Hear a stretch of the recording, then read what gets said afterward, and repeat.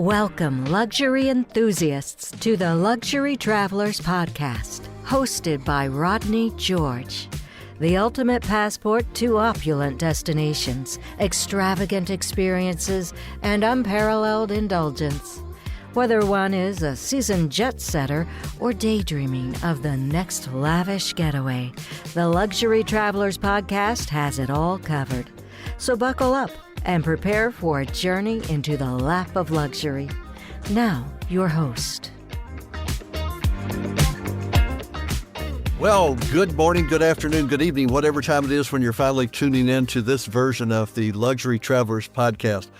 I kept running into this guy, our guest today, at industry meetings over the last few months, and so I finally, he's so busy it's hard to pin him down, but I was able to convince our guest today, who's Oscar Dunn, who's the Vice President of Expedition Cruise Sales at Abercrombie and Kent, to join us on the call. Now, Oscar is not only a seasoned expedition travel expert, but he's got some family roots that are based in this business as well. But Oscar, welcome to the show. Thanks, Rodney. How are you? I'm doing great. Looks like you got your beard all ready to go to Antarctica there. Yes, I'm prepping up for the cold of Antarctica. So pretty much, I'm kind of those that it gets very cold down there. So yes, I have to get ready again. Well, good. Well, listen, when we've chatted in the recent past, there's a number of exciting things going on in your industry. I've kind of focused and drilled deep on expedition in the last 3 or 4 episodes, and because I truly believe that expedition cruising, particularly polar expedition cruising, is the next river cruise.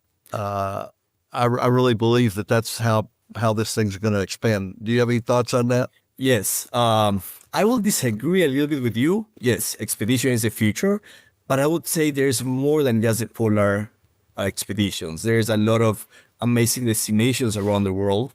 We have, of course, I would say the classic is Arctic and Antarctic, but then we have amazing destinations, not only in the cold places, but we have places like Galapagos, for example. It's a perfect scenery for expedition.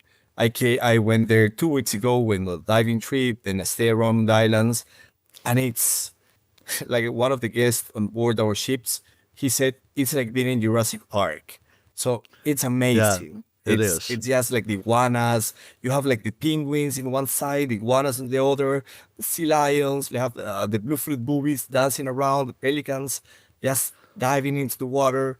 It's just everywhere. You're a master diver, right? Yes, dive master. That's one of my passions. Pilot as well. That's another of my passions. I think that's the reason I'm perfect for the expedition life, kind of. But yes, I went diving in Galapagos, and I would say for me it's one of the best places to dive in the world. I never thought of diving there. I was just so in awe of everything else but I guess it's probably just as awesome under the water as it is on the land there. Yeah, that's the thing. Galapagos is one of those destinations that you don't need to like walk a lot or dive or nothing. Whatever you see, to the sky, to the water, to the sides, you have all this amazing wildlife, untouched wildlife, even though tourism has been there in the last 40 years. But again, animals are untouched. They're not scared of us. They come very close to us. And diving, it's the same experience. Again, I was diving with over, I would say, 200 hammerhead sharks, whale shark as well. Like, again, it's amazing diving with the iguanas, how they eat underwater, and a lot of endemic animals from Galapagos. That's the most important part. You won't see them anywhere in the world. Amazing. So there's a lot of expedition companies out there, and there's a lot of, I guess there's even some wannabe expedition companies. So why Abercrombie and Kent? Because I knew you before you were at Abercrombie and Kent. So why Abercrombie and Kent for expedition? So first of all, Abercrombie and Kent, we are not a cruise line. We are a tour operator using the ships. And that's our big difference from big cruise lines, I would say. Even though we use a ship, yes, we act like a cruise line. We don't have our own ships, but we do charter the whole ships, and we cater with the A&K, what everybody knows about A&K, luxury service, an experience. We have been doing as Abercrombie and Kent expeditions for over 35 years now. We have an amazing expedition team. We are very proud of it. I would say there's only a couple of companies, no more than 3, that I would recommend. And even though in my past life or previous life where we met, I would say ANK was always our to go. So I'm happy here. I'm happy with Abercrombie and Kent. And yes, we explore, and that's when the first question that you asked me about the polar regions, we have started exploring new experiences. It's going to sound quite funny, but Japan, for example, going to Japan on a normal ship or going to Japan in a private jet experience, 140 guests on board with the ANK expedition team. And then with ANK, Abercrombie and Kent, we have something that we're the only company with over 65 own offices around the world. So wherever we go, Right. we are locals. We have our own DMCs, our own destination management company. So we create these amazing experiences wherever we go. So maybe some of the people who are watching us, they've been in Italy 100 times or 50 times or 20 times, but they have never been the ANK way. And that's what we are proud of, how we show the world to a lot of travelers that they think they have traveled. And that's our new logo, Live Well Traveled. That's what we want, to travel as amazing places, but with the experience that we have. Well, you mentioned that A&K was you said to-go company. You meant go-to company, right? Well, yes, exactly. Yeah, go to, sorry, yeah. Potato, yes. Well, now, you also touched a little bit on something that I wanted to go a little bit deeper in. You guys don't own your own ships, but... However, I would say, as I was told lately, don't say but, however, However, yes, we use a company called Ponant. It's a French company. They have beautiful ships. They are very catered to the French market, I would say. So what we do, and I'm going to be in trouble, and I think you know me very well, and I'm always in trouble, we take the French out of Ponant. So that's the best way to explain, and I'm always in trouble. Yeah. Now it's recorded, so it's even worse. We take everybody from Ponant out, and we bring our own expedition team, cruise director, hotel director. So we cater the ship. We use the hardware of the ship, beautiful rooms, beautiful suites, beautiful accommodations, modern ships, but we bring our own people. So it's only English speaking. We change the menu. We change the itineraries. We take control of the whole ship. So the hardware is going to be the Ponant ships, but then the people on board is going to be the A&K, Abercrombie and Kent service that is very well known. So also we limit the capacity of the ships. The ship that we use for the polar regions, for example, she's built for 264 passengers. We keep it under 200 guests. And that's a magic number. 200, it's a magic number for the polar regions. You have access, unlimited access to all the landing sites in South Georgia, in Antarctica, and that's what we want. We don't want to cancel a landing. We want to offer all kind of activities as much as we can out of the ship. So we use Ponant, but again, it's just the hardware. The A&K people, it's on board. but don't you guys have something going on with Crystal that's going to fall into that? And I'm going to be again in trouble. Now with my boss, the CEO, we offer, and we gave the announcement when we launched Serenity, the first ship from Crystal, that we were going to build 2 expedition ships for Crystal. In this year, a lot of things happened or changed. And now we are debating if we should build the ships for A&K rather than for Crystal. So the idea is to keep Crystal as classic ship. 3 beautiful new ships are coming, 650 guests, more or less beautiful. I've seen already the blueprints. But the idea is to build 2 ships, and I'm going to say something that I shouldn't, but I'm laughing so I can't keep any secrets. The idea is to have 1 ship around 150 guests for the non-polar region. So amazing, the Kimberley, going to French Polynesia, going to Papua New Guinea, all these exotic destinations.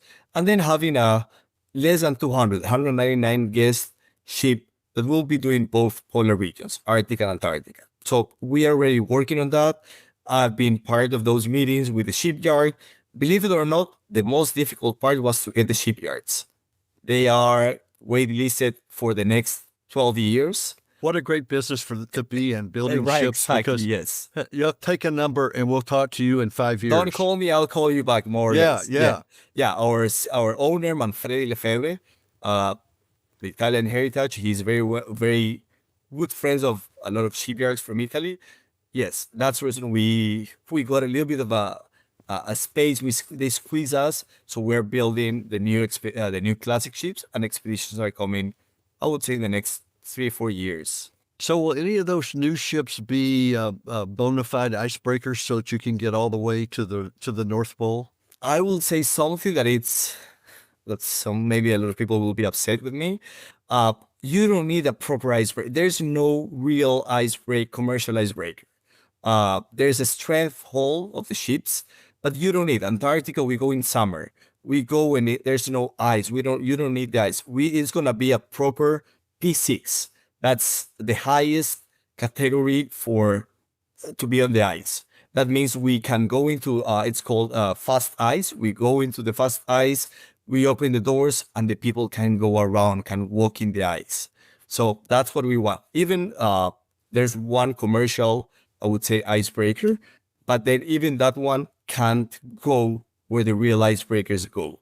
So our ship is gonna be P6, and it's a maximum category for the ice. So it's gonna be a proper expedition, polar expedition ship. So with that ship, do you actually get to the North Pole, or you just... No, so we went to the North Pole this year. We can do the North Passage. We can do the Northwest Passage, the Northeast Passage, when it opens.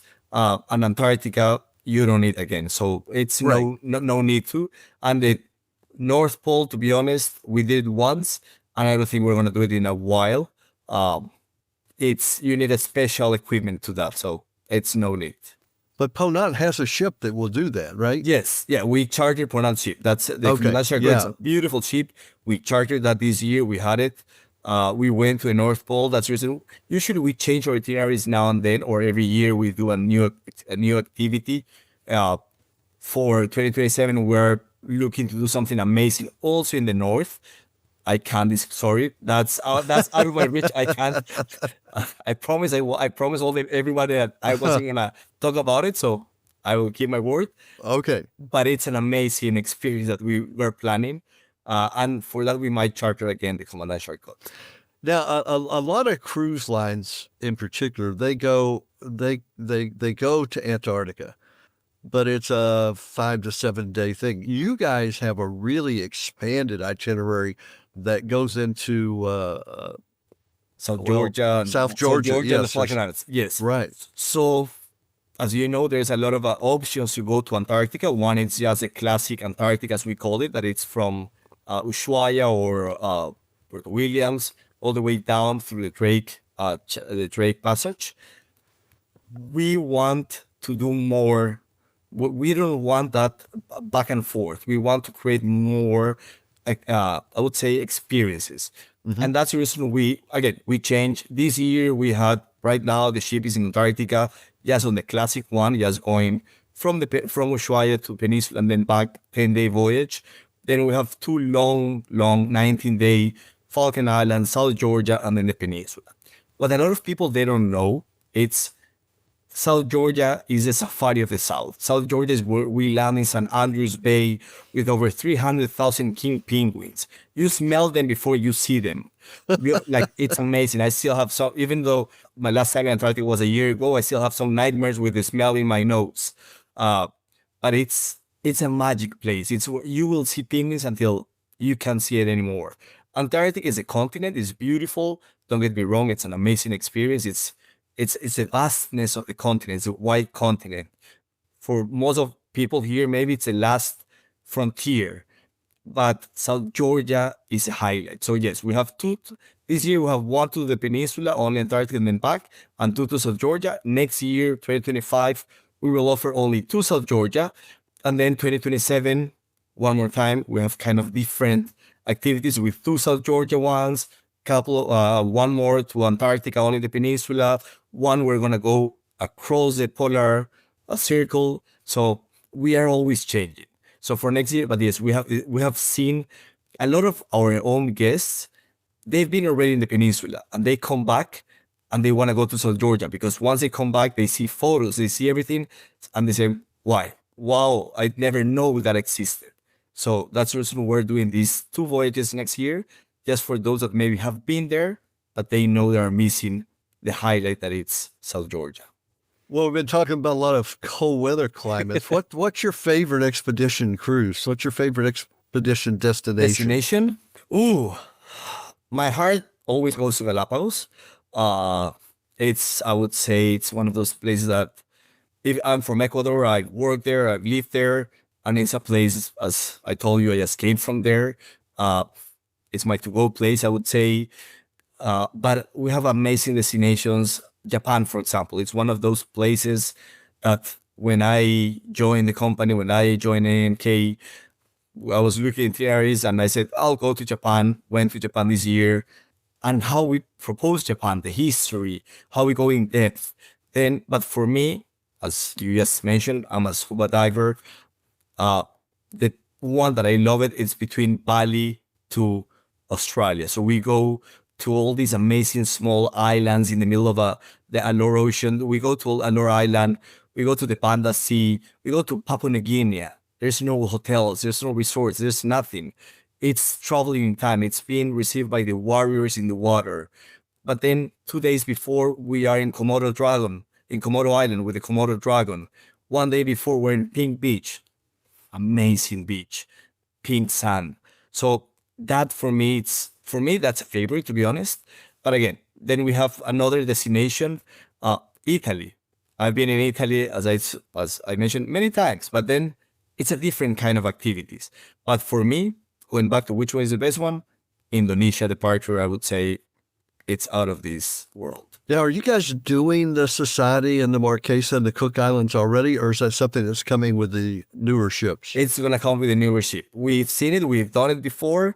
But then it's going to come with a new ship. Yes, we are trying to be more towards the Indian Ocean, South Pacific. But sadly, again, because we are partners with Ponant, sometimes they don't have the ship available in those destinations. But with our new ship, we will pretty much decide our own itineraries.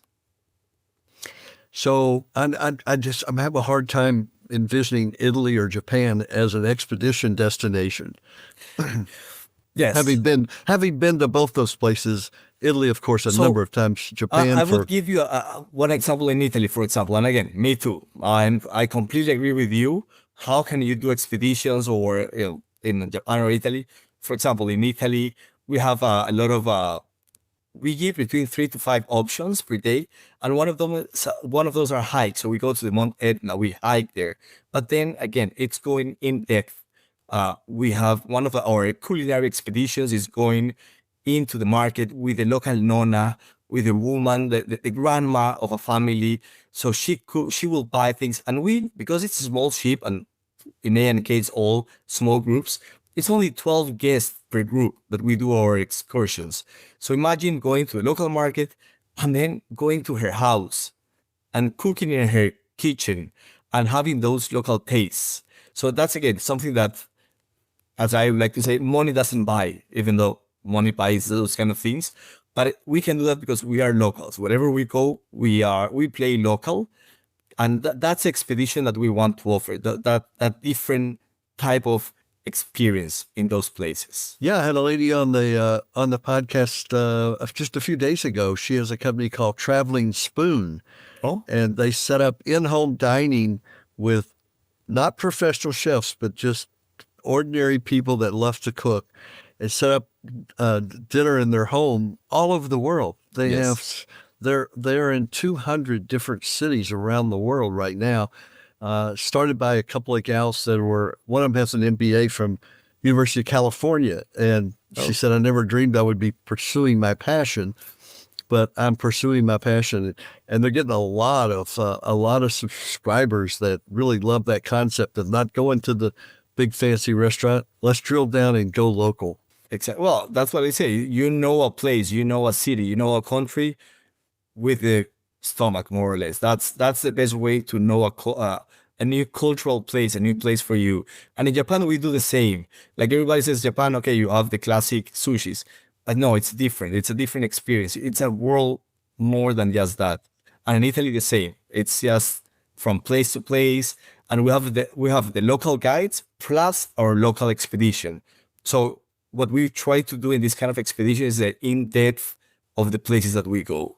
Now, I know that in your past, you did actually work on some expedition cruise ships, because when you and I first met, you were transitioning from a luxury cruise brand over to Abercrombie and Kent. So what's a typical day like for people who've never been on an expedition ship? So what's a typical day like? So yes, my background, my past, it's 10 years as expedition leaders around the world, been many times to Antarctica. After 50 times, I stopped counting. Same with the Arctic. It's a place I would go again in a heartbeat. A classic day, and I, as expedition leader, when I was doing the first briefing, I was always telling the guests, you will need vacations from your vacations. It's not a classic vacation. It's not just sitting there and enjoying and reading. It's active. It's going to these places. We wake up quite early in the morning. The expedition team will be awake 3, 4, 5 in the morning, just checking the wind, checking the landing sites.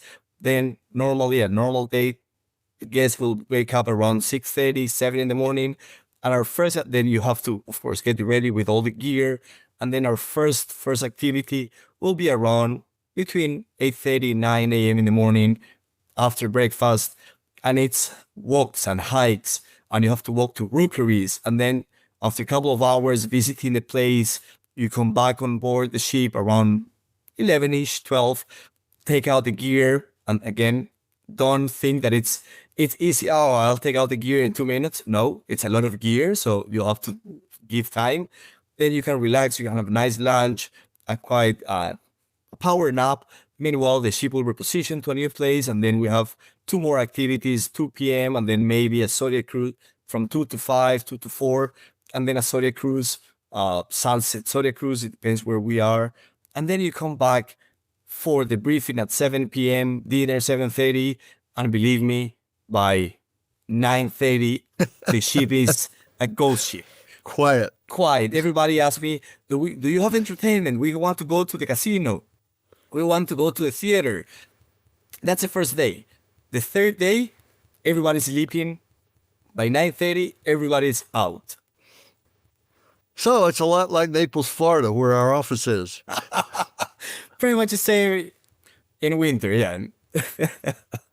So you mentioned in the evening around 7 o'clock, the lectures. Those are all related to what you think you're going to do tomorrow, right? Yes. So we have a briefing and recap, and briefing is what we call every single day. So in recap, we're going to do more or less what we did that day. So our expedition team, we have marine biologists, we have ornithologists, we have historians. So if we go to South Georgia, we go to where Shackleton is buried, then either we do a pre-cap, that is the day before, he will go to the stage and our historian will talk about Rob Kasky, who's our historian. He has written books about Shackleton. He's going to tell the story. He's going to pretty much like prepare the guests to what to expect, what to see, where to see. So it's not just going there and taking photos.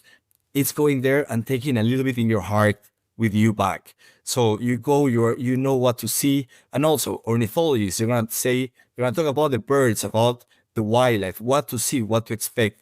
And maybe if we see something amazing, orcas or something, then that night, that evening, our marine biologists will be talking about what type of whales we saw or what type of activities we saw. So it's a lot of knowledge that we have there. So, and that's a recap.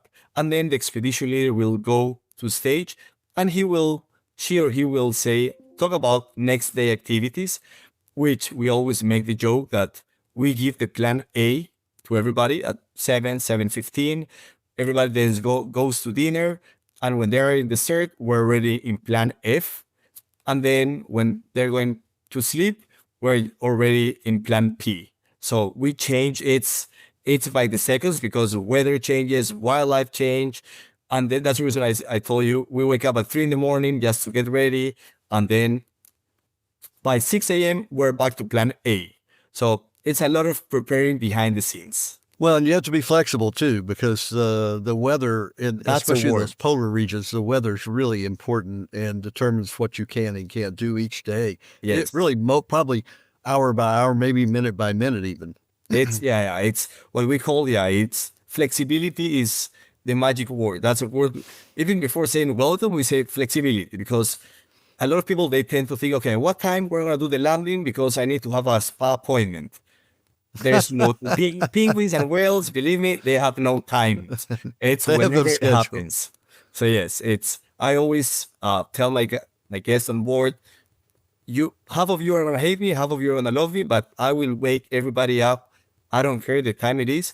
When we see a polar bear in the Arctic, a blue whale, or something amazing, I will and I've done announcements, and I would say 99% of the guests are happy. 1% might be upset that I did a call at 3 in the morning, but it's completely worth it.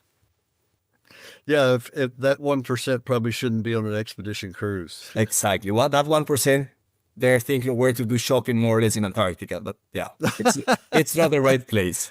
Yeah, it's underneath the first tree you come to, right? More or less.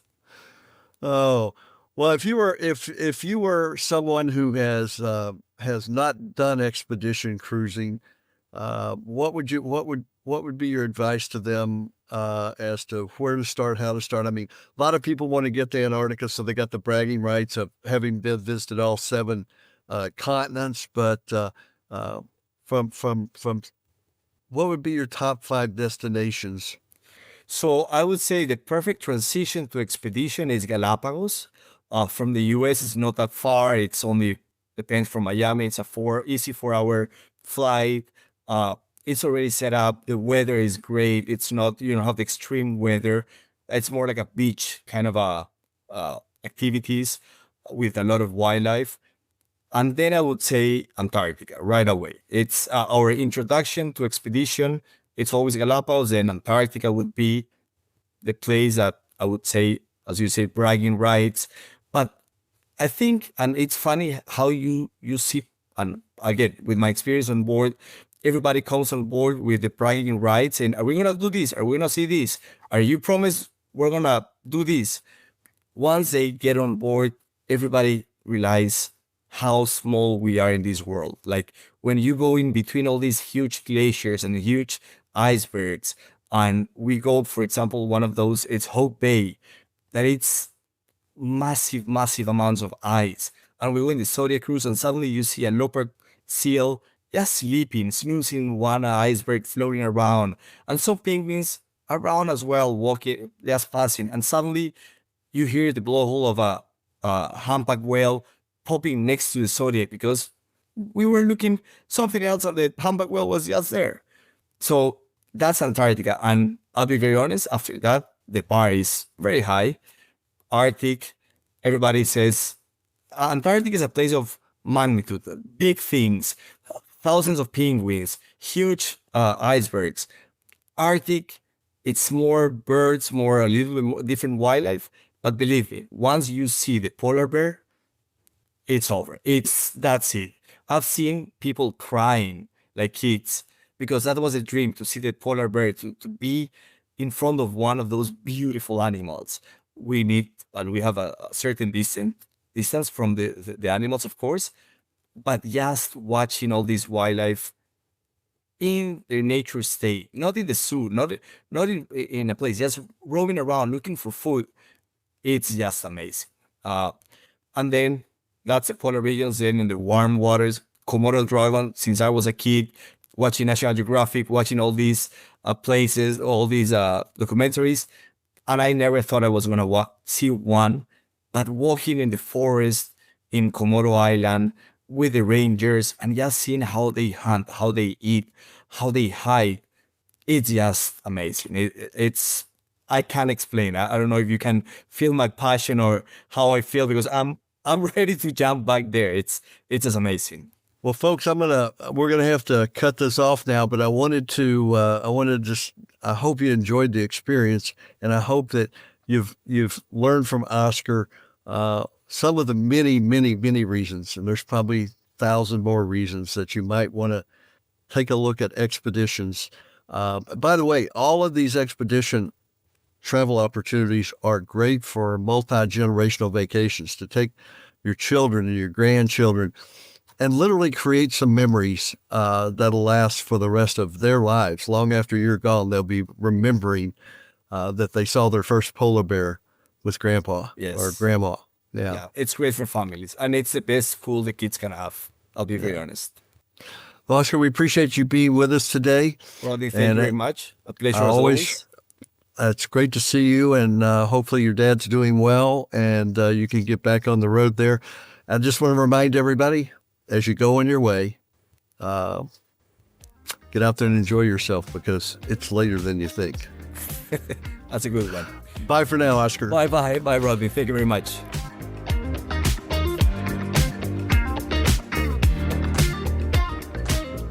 Thanks for joining us on the Luxury Travelers Podcast.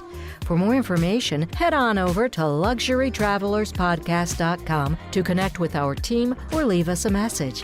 Until next time, safe travels and savor the extraordinary.